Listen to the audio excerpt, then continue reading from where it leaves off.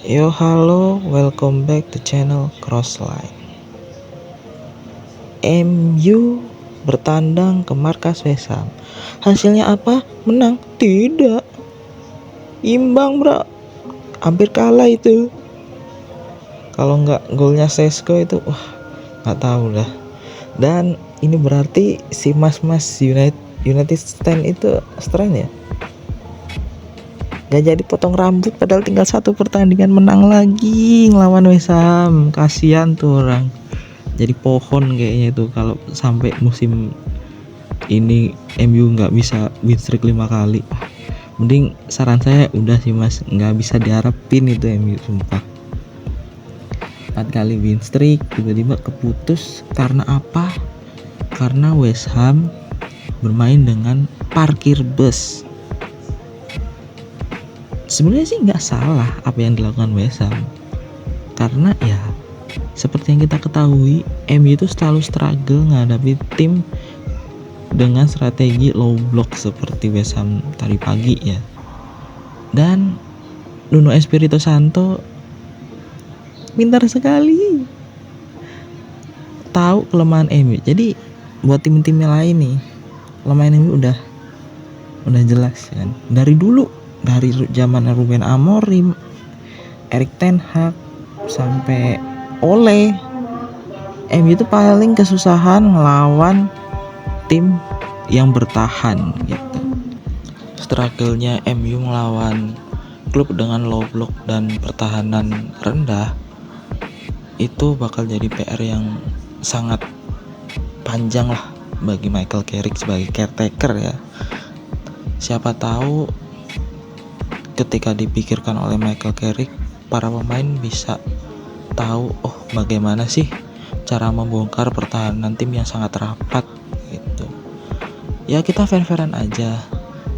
Michael Carrick emang caretaker tapi ya dia harus profesional dalam memberikan segala untuk MU, termasuk masalah tentang yaitu cara membongkar ketika menghadapi tim dengan pertahanan yang rapat gitu aja.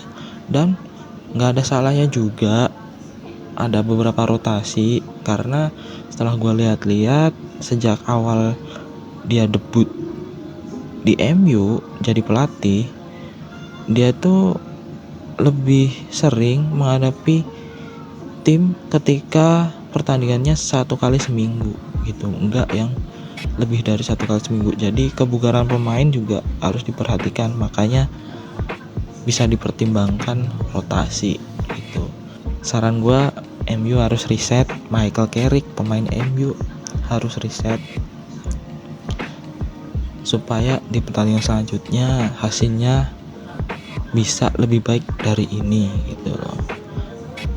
Hasil seri ini jadiin pelajaran, jangan berekspektasi terlalu tinggi kepada MU karena hasilnya bakal membuat pemain MU tertekan. Walaupun dia di MU pun pemain di MU pun sudah tertekan karena nama besar klub ini gitu loh.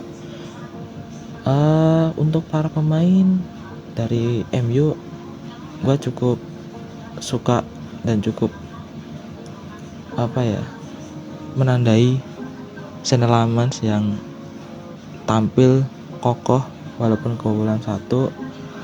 Terus juga gue juga honorable mention ke Aaron Wan-Bissaka yang menyelamatkan gawang West Ham dari kebobolan.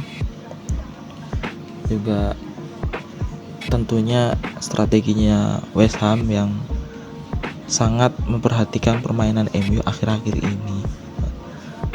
Jadinya harusnya sih buat pembelajaran para pemain MU sama Michael Carrick gitu.